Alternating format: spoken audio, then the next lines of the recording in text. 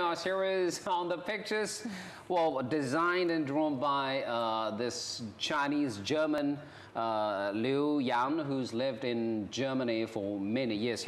She was born in Beijing, but she lived in Germany for a long time, and she's designed this series of pictures just to show the differences of lifestyles in China and versus, I guess, in Germany, or maybe in a broader picture in Western countries.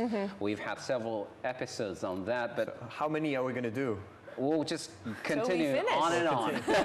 Okay, the DVD and Blu-ray will be on, will be out. Yeah, basically, you know, because we have so many differences in all these different aspects of life.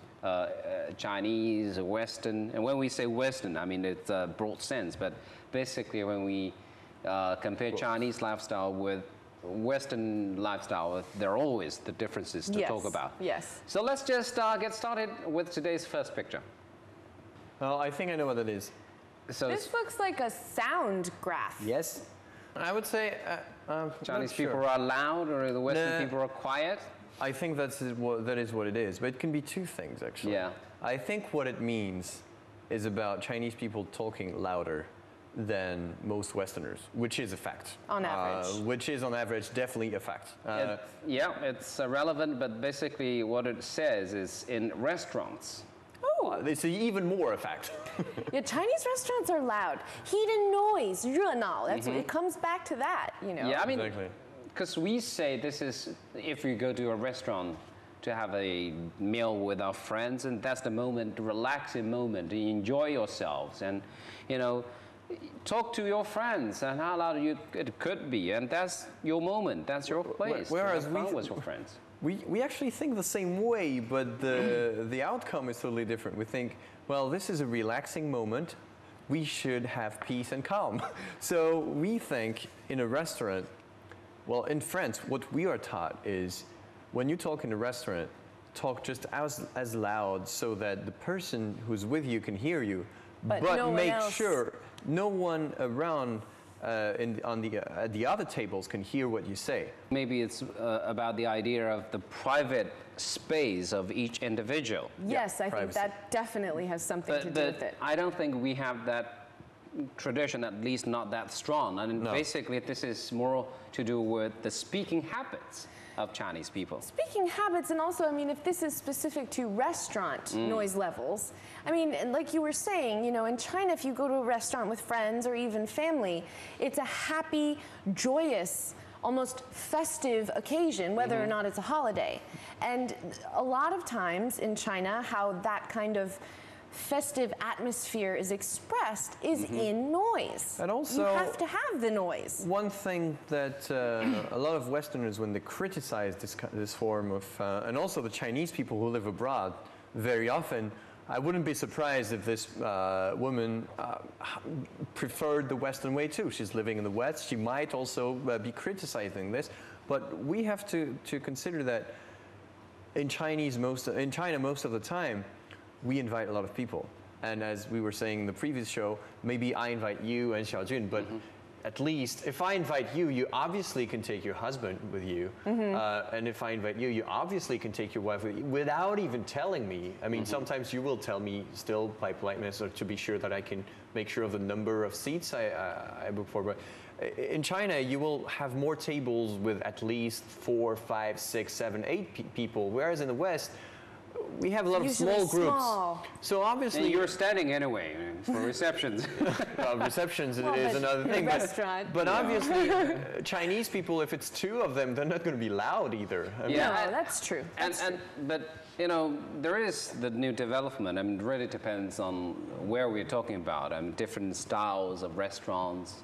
Restaurants of different styles, Western restaurants, and we have this belief when you're in Rome, you do as Romans. That's exactly what we mean in many cases. So if it is a Western restaurant where everyone expected to be talking more quietly in the Western way with a sense of private space, then we tend to do that. But if you're going to a very much local restaurant, a Chinese restaurant, when you don't have that norm, when everyone is talking loud and happily, being together with their friends, and we do it this way. It's just right to do so. And also, when you're in this kind of environment, you don't want, even when you're inviting, I'm sure you're inviting 10 people for dinner, you don't want everyone to be quiet. No. Because you're going to feel that, oh, everyone's getting bored at my, I invite everyone. And Of course, well, it goes back to what we were saying, I think, last show about how in a gathering in China, the host will make people, oh, I hear you can sing us a song. There's always something going on to try to have the sort of festive atmosphere or, a happy, loud moment. Yeah. And we don't want this 冷场 or the cold moments. Exactly. Or silent moments. Exactly. Yeah, but if we go back to the receptions in your countries, in Western countries, it's always noisy too. With the music, with the talking. Pretty noisy. Yes. Exactly. Absolutely. So it's just different places, different occasions we have at the different levels of noise. Yes, different behaviors. Exactly. Let's just move on to the next one. In West China, they drink tea. In the Okay. West, they drink soda. Coke. Yeah. Soda. Soda. Okay, but No. this is this is what I thought it might be, but according to the original subtitle for this picture, it says it's drinks for stomachache, which I don't quite agree upon. Then it is Coke. Because Yep. Coke syrup, originally, before Coca-Cola existed, Coke syrup was used to treat upset stomachs Yes. in the West. My Wow. father has been advised by So doctors Coke too. can be used as kind of a medicine. Yes. Yes, but my mom always did this when I was a kid. If I had an upset stomach, she'd pour me a little glass of Coke, but she'd get rid of the carbonation because carbonation can sometimes aggravate your stomach. Okay. But the Coke syrup is supposed to calm your stomach. But I mean, for Chinese parents, they would never, in most cases, give their children Coke when No. they're too little. I mean, No. it's just no good. But kids do love Well, Coke. yes. It's But for example, sweet. I mean, not for stomach, but for, I know in the winter, for example, a lot of Chinese people, and much more than the West, they will cook some Coke with some ginger in it. Right, but that's for colds. For colds, yes, but it's just to say that Chinese people think of Coke more than we think. Well, Coke can be medicine in China as well. And as Exactly, you you see? Put Coke and ginger together and boil it. Yeah, Boiling, but yes. yeah, boil They it. boil it. They boil it. So Yeah. the ginger goes into the Coke. Yeah, but basically, what I get from this picture is really more about Westerners drink a lot of, I don't know, Cold? Coke or soda. Or maybe cold beverages Yeah. versus hot beverages. And Chinese. Yeah, that's more interesting. Yeah, as a China is topic. more. Yeah.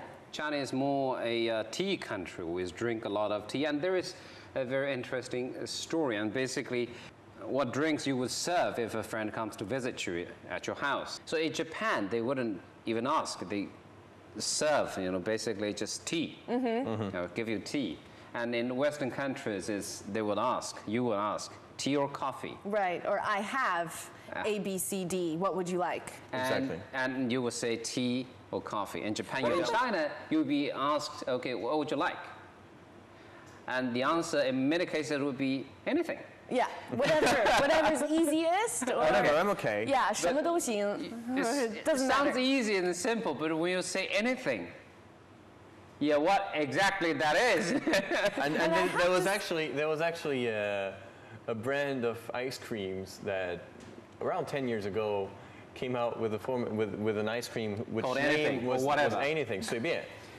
That was the name of the ice cream because people used to, what will you have? Anything? Well, actually, that's the name of a dish as well in restaurants. You can get fried 随便, which is fried anything, which is just a bunch of vegetables. So, okay. So- I'm just curious on what exactly Yeah, is in policy, there when yeah. you say anything or Just a whatever. bunch of vegetables. This is the real cultural difference. But I was going to yes. say, though, usually, though, if your host in China says, what would you like to drink? And you say, oh, anything's fine. Most of the time, they'll bring you tea in China. Well, sometimes the second question would be, is tea okay? Right. Or is Coke okay? Or something hot or something cold? Right. I think the story in Japan, though, was not. It was not the same as in the West when they ask you if you drink tea or coffee, because this would be at one particular moment of the day which is usually either there are two particular moments, either breakfast or either the afternoon. But it's not for other occasions where I think it's more about Japanese people serving tea a lot, even when you're being a guest at their house, or even when you get to a restaurant, they pour you some tea first, and they do that in quite a few Chinese restaurants too. How do you do it back in France? Do you use wine? First of all, Yes. there's one thing that has to be given to you in any restaurant. You can ask for water. In France, it's illegal for a restaurant not to give water. Okay. You cannot. I know that in Beijing, I asked my girlfriend who's in the business and asked, "Is there any law to say that you can ask for how do you call this kind of A bottle? carafe A of carafe. water? Yeah, you say carafe too. Yeah, Okay, yeah. so it's a carafe. It's tap water.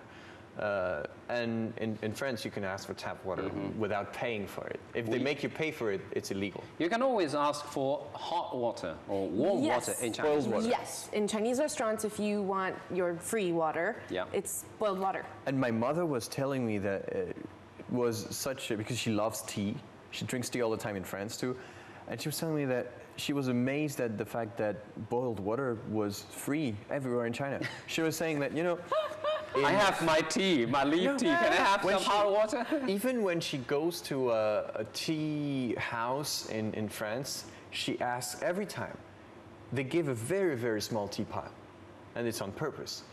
And it's very hard to ask for more boiled water. But that's what the business is about. And I if know. you bring your own tea. But they want, and you have a lot of people who actually, when they don't have enough tea, will think, okay, well, I have to get a new one and buy a new one because the leaves will be new and it'll be better. And I think they forced people into thinking like this, whereas Chinese people will drink out of the same bunch of tea leaves until Multiple times. until there is nearly no taste, and then change it maybe. But Right. it's a different tradition. Well, I mean, when it comes to tea, we always have so many stories to tell. Oh, yeah. Okay, very short break, and when we come back, more pictures to show you.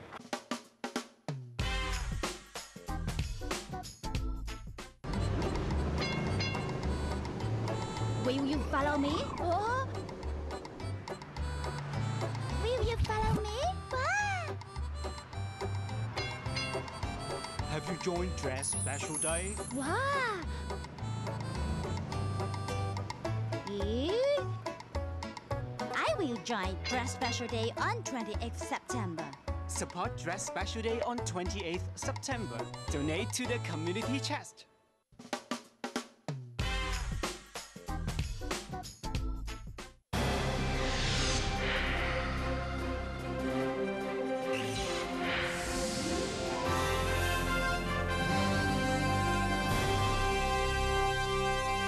And welcome back to Crossover, and you've got another story to tell about tea or what? It's about boiled water. Okay. It's a very good piece of advice for anyone who has a small hotel in the West. If you want to attract Chinese tourists, just right at the front door, we have boiled water in the rooms. But don't they have a boiler? I mean, No, No, not no. necessarily. No? No. No. Whoa. And you see that in many hotels in Paris. Some do, but not all.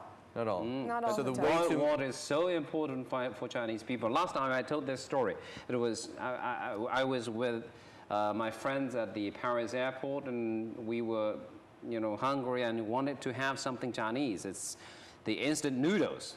So we have those boxes, and with the dried noodles in there. All but you we need didn't is have hot water. Yeah, we didn't have hot water. find a place that sells coffee, and they have the big That's machines. exactly what we did. We just went up to Starbucks, one of the Starbucks, and basically what we thought was at the time, if you just go directly to the Starbucks and asking for hot water might be not that appropriate. So what we did was one of us would just go there and buy a cup of coffee, and then ask For hot water. the serviceman, can I have some hot water? And it worked. It worked? Pretty well. Oh, good. For all these boxes. You can also do something else. Ask for a cup of coffee, but say, please, I'll do the coffee myself. Give me the water and the coffee separately. And coffee back to you. Anyway, these are little jokes. Well, actually, these are the experiences. Yes. The interesting experiences of boiled water. Just how important it is. You can't imagine it. Sometimes we have this idea, perception boiled water has to be hot. But we do drink cold water. It's Boiled? Yeah, it's Cold boiled water? Cold Yeah. water. Yeah.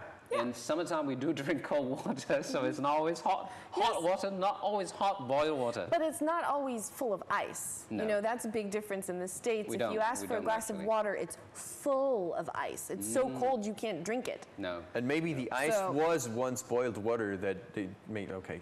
Next picture. Okay, let's just move on to the next one. Well, the most obvious example I've seen were Japanese tourist buses. And I think if it's what it means about going to touristic sites and Europeans seeing by themselves and Asians taking more pictures, I don't know if it's what it means. Yeah, but that's what it's about. And when traveling, Westerners tend to look a lot, and Yeah. you don't really. Well, sometimes you do take pictures, but basically it's about the scenes. Well, in Asia, if we say for Chinese people, when we go to a tourist spot, we see, but at the same time we take pictures, and in many cases with ourselves in it. I think especially if you're on a tour and you're only given 5 minutes in a huge cathedral, you know, Yeah. you don't have the time to really go around and look at everything the way you might Yeah. want to. So taking pictures can be, you know, a good way to get as much of it as you can, and then you can look at it and appreciate it Yeah, either you take when you this- have the time. Yeah, either you take these scenes back home in pictures, or you have something to show your friends. See, this is a nice place. I've been there. Look, all these pictures I've taken over there. Right, You know, and also with pictures, you know, if I look through friends of mine, like my Chinese girlfriend's vacation photo albums, you know, she went to Malaysia recently and she came back and showed me her pictures, and she was in a lot of the pictures of the sea, and whereas if it had been me, I might have just taken pictures of the sea. I wouldn't want me in the picture.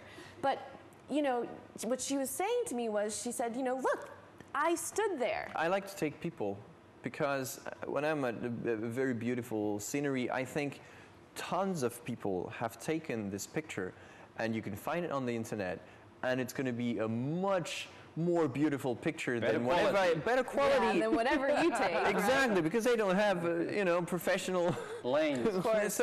So for me, it's all about just taking the facial expression of my friends, or capturing the your moment. Capturing the moment. I think personally, this is what attracts me with pictures. Yeah. Otherwise, I don't take pictures of sceneries. But I guess the habit of taking pictures with ourselves in these pictures has a lot to do, especially in China, with the history. Because in the old days, and if we go back, say, 20 years ago, to have a camera, not to mention a digital camera, to take a picture Was a big deal. It is a big deal, and sometimes we had to go to those photography Studios, right? to take pictures of yourself, or maybe a birthday celebration, or maybe with all these family members when they're traveling, they're tourists, but they're very well dressed in suit and tie, and it's because it is a big thing for them to travel, and they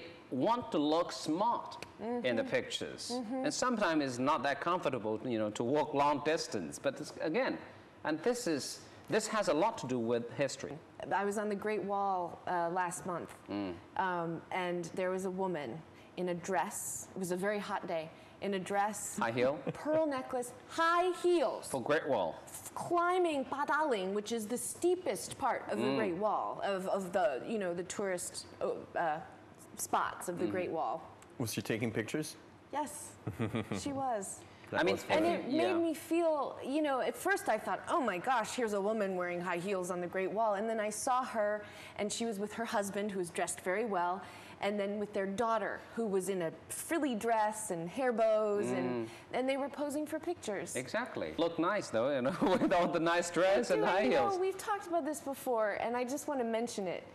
With weddings and wedding photos, what you just said, the fact that Chinese couples will go to the studio to take professional wedding photos makes a lot of sense, because on their wedding day, they might not necessarily have the money to pay for a professional photographer to come take pictures of the whole wedding. So they don't have the option necessarily to take pictures at their wedding. So they go to the studio so that they can have these pictures. Well, in studios, you have all the lighting, you Yes, have all these professional exactly. photographers. Exactly. And talking about photographs, we do have a lot of stories to tell. And I have another one. I know you have another stories to tell. And we're going to take a short break.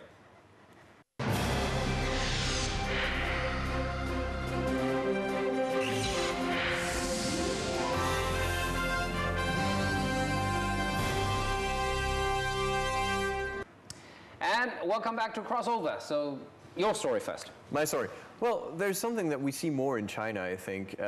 It's about pictures of children, and there's this kind of service you have now in a lot of studios. You can rent all types of different clothes for your child, and a friend of mine did that for first anniversary, second anniversary, birthday of the. I'm being French. Yeah, in French it's anniversary. And he every time he had different clothes for the child, and it's so cute. You see the 2-year-old or 3-year-old child wearing policeman or Oh, cute, the themed clothing. themed clothing or kung fu Costumes. master costumes or anything. Even a friend of mine Batman, how great. Superman. and another friend of mine even did that for her baby when he was, I think, 6 Couldn't months even old. walk. Yeah, Couldn't 6 walk. months old, and he was wearing all kinds of tiger skin or I mean, and these days, talking about new business, photography for animals or for your pets. It's no such a big deal, not as big as years ago to take pictures. So you wouldn't see that many people, especially young people, wearing so formally when traveling. And it's not always, we take pictures with ourselves in it. Sometimes it's basically just scenes. And you see that in photographs, old photographs, say photographs from my grandmother's age in the United States when photography wasn't that common, at least when she was growing up. The photographs she has of herself are very stylized, studio, tinted, beautiful. So we all have photographs. those phases. Yes, of course. Different Whereas faces. now, Of course. now it's more about capturing the moment Yes. and anytime, anywhere. And so many times you have your own camera and you're playing with your phone and you realize that you only have time to grab the moment with your phone. Today's phones have So great multifunctional, so Yeah. powerful, and it's all more about sharing the moments with your friends, and that's why you can at any moment post your pictures on the internet. You share it with your friends wherever they might be. Yes. Okay, let's move on to the next one. More pictures to show you. And Charlotte. Okay, this one's not hard. Pale skin in China is what is considered beautiful, or Yeah. what, an ideal to go for. And in Germany or Western countries, maybe, to be tan or have darker skin Yeah, is beautiful. my So first, it has nothing to do with the underwear color. No. you're talking about the bikini. No. The color is different too. Julian, come on, focus. Anyway, yeah, exactly. I mean, we have different aesthetics. So we have different criteria for being beautiful. We talk about this, and being pale is just important for Chinese women, Chinese girls, and that's why we see so many umbrellas when it's so shiny. Well, Yeah. all So the hot Westerners out. say, well, what a fantastic weather for for tanning my skin. It's true. But I think a lot we've discussed, where does this come from? This sort of idea of tan is beautiful or darker skin is beautiful versus paler skin is beautiful. And we were saying that in China, to have pale skin is a sign of you being able to maybe stay inside and You're not exposed to all the labor. yeah, and to the sunshine. elements and laboring outside. Whereas I think darker skin, tan skin in Western countries, I think it's more of a recent beauty phenomenon. Is it Yes, it's 50, 60 a years ago? sexy thing. 50, 60 years maybe. Yes, I would say that, and don't forget that back in those days, I mean, white people were still the main sort of race in those countries, and there was a lot of, you know, how do you say, inequalities or inequalities in society. And more, we started to have immigration and people traveling to all different countries. And equal rights and for equal rights. everyone. And you could see a lot of mixed races and beautiful and a lot of beautiful skin I colors. mean, now you see a lot of the most beautiful models in the U.S. Yeah. Especially. They are all from multiple origins. I remember even Jessica Alba. I think she has like, I don't know how many different origins. And that's a really good point. That might also has something to do with you know, our changing views of what's beautiful. But I think you made this point when we were just talking, is that to be able to lie in the sun, go to the beach, lie by a pool, lie in the sun, is a sign of lifestyle, wealth. a elite lifestyle. Yeah, a sort of more luxurious lifestyle. Yeah. Is the contrary as here in the tradition? Opposite. Where Yeah, you would that's say, why we wouldn't understand in many cases. And then when people see signs like that, on the beach, people would just take off the you know, clothes and lie with your face down on the beach, and people would be okay. And